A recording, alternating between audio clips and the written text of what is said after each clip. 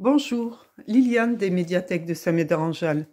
Aujourd'hui, j'avais envie de partager avec vous, comme une soudaine envie de voler, carnet de curiosité de Magnus Philodolphe Pépin, écrit et illustré par Dedieu, aux éditions Plume de Carotte.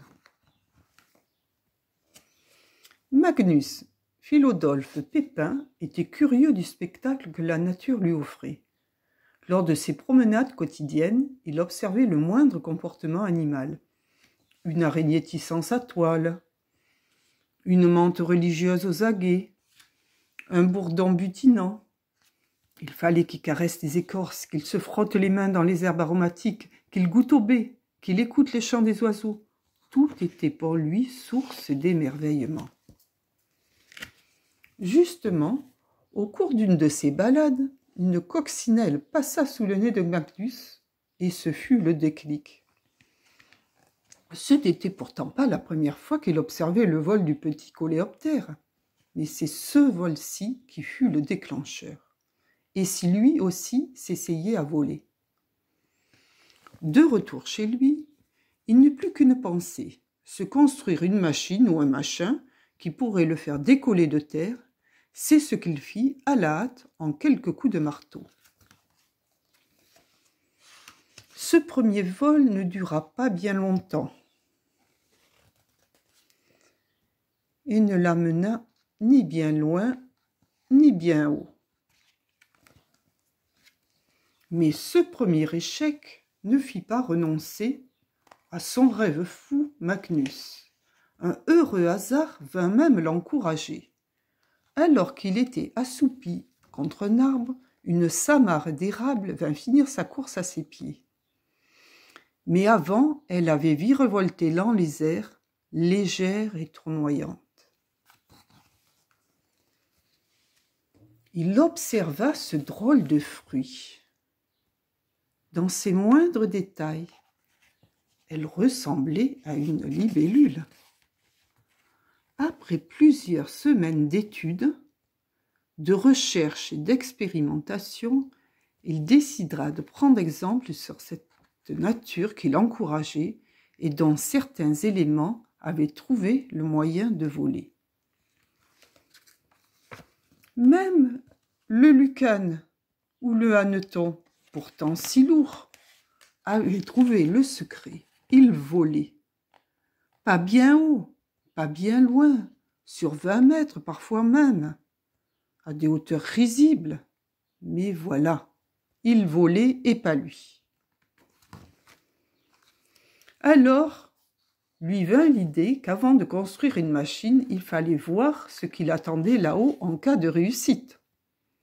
Même s'il eut un peu peur et qu'il ne put diriger son attelage comme il voulait, cette première expérience fut concluante.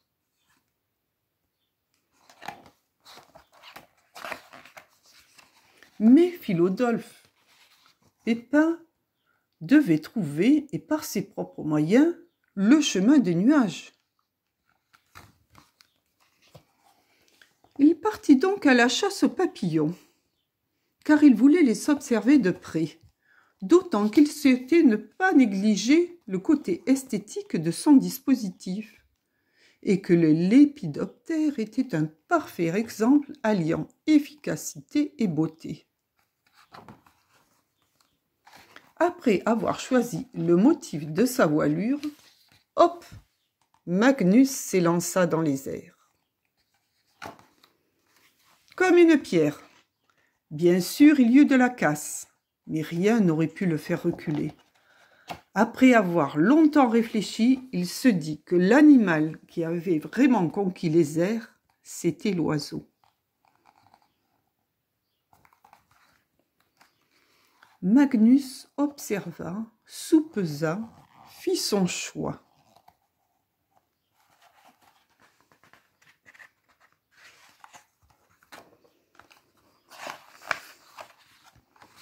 Il était sûr maintenant d'avoir découvert le secret des oiseaux, à tel point qu'il s'est construit un simulateur de vol, tant il était certain de son futur succès. Il dut convaincre certains de l'aider dans sa démarche. Ce ne fut pas aisé.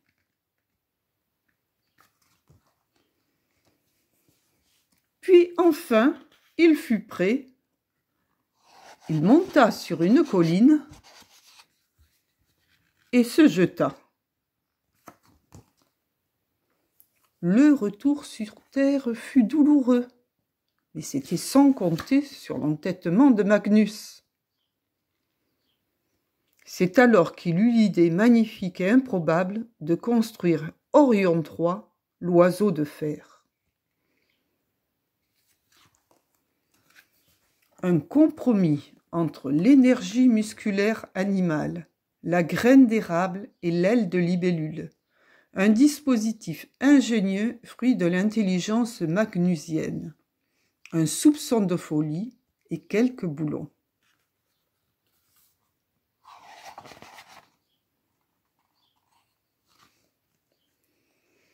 Ça y est, la machine fut prête. Il s'élança et son entreprise réussit pleinement, puisque depuis, il n'a toujours pas touché terre. Voilà, j'espère que cet album vous a plu. À bientôt, prenez soin de vous.